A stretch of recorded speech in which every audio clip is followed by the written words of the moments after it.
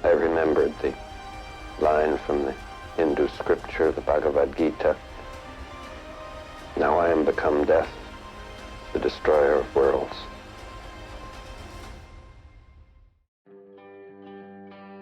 Kutipan ini diambil dari saat setelah ledakan Trinity ketika Oppenheimer mengutip kitab suci Hindu Bhagavad Gita sebagai ekspresi perasaan takjub, penyesalan, dan kesadaran atas kekuatan yang telah dia ciptakan.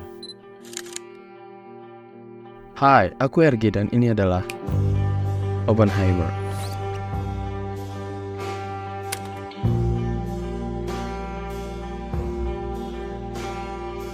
Sebelum membahas apa-apa yang berkaitan dengan filmnya, mari kita bahas sedikit tentang sejarahnya. Sejarahnya bagaimana seorang Oppenheimer, seorang ilmuwan yang awalnya memiliki rasa antusiasme tinggi terhadap program Manhattan, lalu berubah menjadi perasaan campur aduk yang kompleks saat senjata yang dia bantu ciptakan ternyata bertanggung jawab atas ketakutan umat manusia hingga saat ini. Semuanya berawal dari proyek Manhattan. Itu adalah proyek rahasia yang dilakukan oleh Amerika Serikat selama Perang Dunia Kedua. Secara sederhana itu ditujukan untuk mengembangkan senjata nuklir, terutama bom atom. Proyek ini dimulai pada tahun 1942 dan dipimpin langsung oleh General Groves dari Korps Insinyur Tentara Amerika Serikat dengan Julius Robert Oppenheimer sebagai direktur ilmiahnya. Proyek Manhattan melibatkan ribuan orang di dalamnya, termasuk insinyur, ilmuwan, dan personel militer. Mereka membentuk tim di berbagai fasilitas penelitian utama seperti Laboratorium Nasional Los Alamos di New Mexico, tempat percobaan di Alamogordo, dan tempat percobaan Hanford di Washington. Proyek ini melibatkan berbagai ilmu pengetahuan seperti teknologi, termasuk fisika nuklir, kimia, rekayasa, dan matematika. Ilmuwan terkemuka seperti Enrico Fermi, Richard Feynman, dan lainnya terlibat dalam proyek ini. Lalu pada bulan Juli, tepatnya tanggal 16/1945, uji coba Trinity, yaitu uji coba ledakan pertama bom atom, berhasil dilakukan di Alamogordo, di New Mexico. Tremendous flash of light which will appear in the sky. With our alarm set for 2:30 a.m., Ed would leave at 3:15. We did not want to allow much time. Tempat ini dipilih sesuai rekomendasi dari Oppenheimer sendiri, dan ya, ledakan ini membuktikan keberhasilan proyek Manhattan dalam mengembangkan senjata nuklir.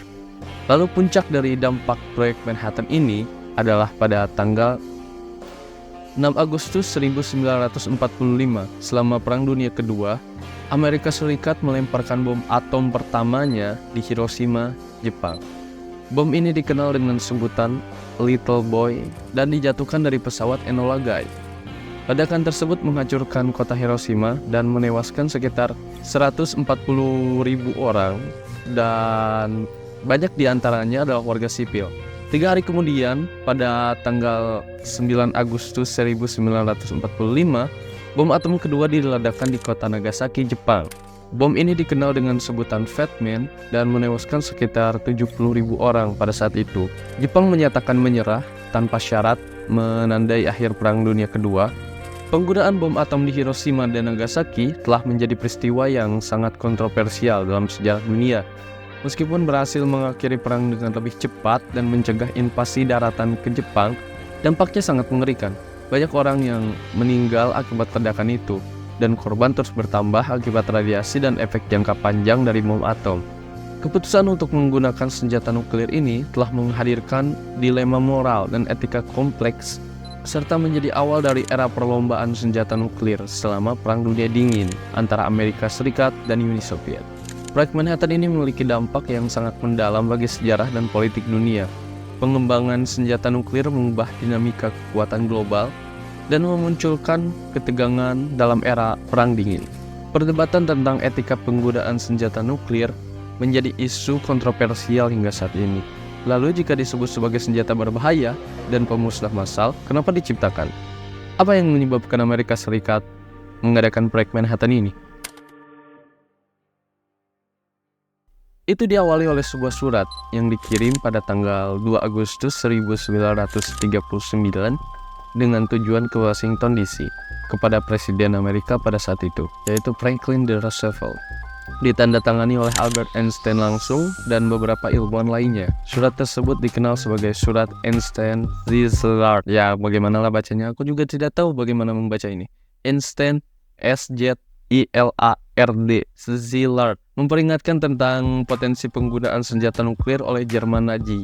Nah, jadi pada saat itu Nazi itu sedang membuat senjata nuklir. Nah, jadi Einstein mengingatkan kepada Presiden Amerika pada saat itu, yaitu Franklin D. Roosevelt, untuk waspada nih, Nazi mau membuat nuklir. Nah, di sini tuh ada kesalahpahaman umum bahwa Albert Einstein adalah pembuat bom atom. Padahal sebenarnya bukan dia yang secara langsung terlibat dalam pengembangan bom atom ini. Peran Einstein terkait bom atom terbatas hanya pada surat yang ditulis kepada Presiden Amerika saat itu, yaitu Franklin D. Roosevelt. Nah, intinya surat ini menggarisbawahi kekhawatiran Einstein dan para ilmuwan lainnya akan kemungkinan Jerman Nazi yang sedang mengembangkan bom atom yang dapat menjadi ancaman serius bagi keamanan Amerika Serikat pada saat itu. Nah, sebagai tanggapan atas surat Einstein ini, pemerintah Amerika Serikat membentuk proyek Manhattan yang menjadi cikal bakal senjata nuklir. Bisa dibilang surat Einstein ini dianggap sebagai salah satu pemicu atau peristiwa awal yang mempengaruhi perkembangan proyek Manhattan tersebut. Seperti yang sudah dibahas di awal bahwa Oppenheimer adalah seorang ilmuwan yang berperan penting dalam proyek Manhattan ini. Dan cerita itu menurutku berhasil dikemas oleh Christopher Nolan dalam film terbarunya, yaitu Oppenheimer. Sedang melihat review-reviewnya di sosial media dan kebanyakan ratingnya bagus. Christopher Nolan mendapatkan referensi untuk membuat film ini diawali saat pembuatan film Tenet, salah satu film yang hari ini masih membuat saya bingung. Nah, salah satu case di sana yaitu Robert Pattinson memberikan buku kepada Nolan tentang pidato Oppenheimer tahun 1950-an. Nolan mengaku benar-benar terpikat pada buku itu. Dan Nolan yang terkenal dengan karya-karya visualnya yang di luar Nurul ini mengambil pendekatan yang unik untuk mengembangkan film yang satu ini, yaitu katanya dia tidak menggunakan CGI atau Computer Generated Imagery. Nah, itu udah pada tahu lah ya. Semua orang pasti pengen nonton film ini, bahkan sampai ngebela-belain ke IMAX hanya untuk melihat bagaimana seorang sutradara di era sekarang tidak menggunakan CGI. Nah, sebagai gantinya Christopher Nolan menggunakan efek praktis. Teknik ini memungkinkan Nolan untuk menciptakan tampilan yang realistis tanpa harus menggunakan bahan nuklir yang sebenarnya. Kali pakai bahan nuklir. Nah, selain itu, menurutku ada satu hal yang menarik juga, yaitu pemilihan pemeran utama dalam film ini, Cillian Murphy, yang dipilih untuk memerankan seorang tokoh utama, yaitu Oppenheimer. Kehadiran Cillian Murphy sebagai pemeran dalam Oppenheimer ini juga dapat memberikan keuntungan promosi tambahan menurutku. Sebagai seorang aktor yang memiliki popularitas dan daya tarik yang kuat, Cillian Murphy ini telah membangun citra yang khas dan diakui dalam berbagai peran sebelumnya gitu, kayak Peaky Blinders, ya, karena hanya itu yang kita tahu, bukan hanya Peaky Blinders. Tapi bisa dibilang citra maskulin dan kekar yang diasosiasikan dengan Cillian Murphy dapat memberikan daya tarik tersendiri bagi penonton, serta menjadi faktor yang menarik dalam mempromosikan film Oppenheimer ini. Menurutku Cillian Murphy dipilih oleh Om Nolan bukan tanpa alasan, karena secara personal dia dan Om Nolan sudah dekat sebelumnya di film-film sebelumnya, dan ya, Cillian Murphy adalah momennya. Cillian Murphy adalah bentuk dari promosi itu sendiri menurutku. Robert Oppenheimer, seorang ilmuwan brilian yang terlibat dalam pengembangan bom atom selama proyek Manhattan, memiliki perjalanan hidup yang penuh dengan kompleksitas emosional dan dilema moral. Meskipun dia awalnya antusias terhadap program tersebut, Oppenheimer akhirnya merasakan penyesalan mendalam terkait dengan peran dalam menciptakan senjata yang begitu destruktif. Sebagai seorang ilmuwan yang berdedikasi, Oppenheimer terpesona oleh potensi kekuatan atom dan kemajuan dalam fisika nuklir. Namun ketika senjata nuklir yang dia bantu ciptakan selama Perang Dunia Kedua ini malah digunakan untuk perang Hiroshima dan Nagasaki. Coba kalian bayangin aja, kalian membuat sesuatu yang memuaskan hasrat kalian, tapi malah melukai orang lain. Itulah yang dirasakan Oppenheimer. Dia menyaksikan langsung konsekuensi kemanusiaan yang tragis dari penemuan tersebut, termasuk korban jiwa yang besar dan kerusakan yang luas. Penyesalan Oppenheimer tidak hanya terkait dengan hasil yang destruktif dari senjata yang dia bantu ciptakan, tetapi juga dengan keterlibatannya dalam kegiatan rahasia dan konsekuensinya terhadap dunia ilmiah. Dia menyadari bahwa penemuan yang telah mengubah dinamika kekuatan global dan memunculkan ketegangan dalam perang dingin ini,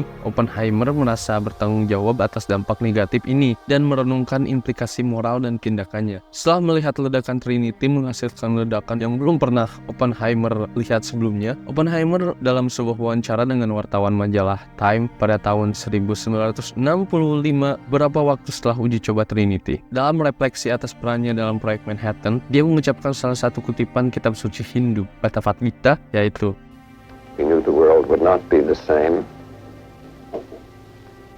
Few people laughed, few people cried, most people were silent.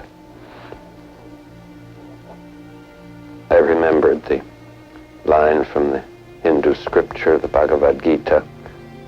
Now I am become death, the destroyer of worlds. Kalimat ini mencerminkan rasa takjub dan kekuatan mengerikan dari senjata nuklir yang baru saja dia kembangkan, sekaligus menggambarkan perasaan penyesalan dan dilema moral yang dirasakannya atas konsekuensi penemuannya tersebut. Penyesalan Oppenheimer semakin mendalam ketika pada saat uji coba dia menyadari dampak mengerikan dari keberhasilan proyek Manhattan ini dalam mengembangkan senjata nuklir. Sebagai salah satu ilmuwan utama di proyek tersebut, Oppenheimer menyadari bahwa penemuannya telah membuka pintu kekuatan penghancuran massal yang luar biasa. Dia merasakan beban moral yang berat atas konsekuensi dari pencapaian ilmiahnya. Penyesalan Oppenheimer ini adalah pengingat yang kuat tentang kompleksitas moral dalam pengembangan teknologi dan konsekuensinya dalam hal yang harus kita pertimbangkan. Oppenheimer juga menyadari bahwa penemuan-penemuan tersebut membawa resiko besar yang harus diperhitungkan. Nah, dan itu adalah sedikit sejarah tentang proyek Manhattan dan peran Robert Oppenheimer dalam pengembangan senjata nuklir yang membawa kita pada perjalanan yang memilukan dan kompleks. Asik. Dari antusiasme terhadap ilmu pengetahuan hingga penyesalan mendalam, Oppenheimer mencerminkan bagaimana kemajuan teknologi dan ilmu pengetahuan dapat membawa dampak yang luar biasa pada dunia. Sejarah penggunaan bom atom di Hiroshima dan Nagasaki mengingatkan kita tentang bahaya senjata nuklir dan urgensi untuk mencari perdamaian dunia. Keputusan untuk menggunakan senjata yang mengerikan ini menghadirkan dilema moral yang tiada tanding, dan penyesalan Oppenheimer menjadi cerminan penting tentang dampak dan tanggung jawab ilmuwan terhadap teknologi yang mereka ciptakan. Baik, mungkin segitu saja untuk pembahasan tentang Oppenheimer. Jangan lupa subscribe dan like video ini. Saya RG dan keep explore your area.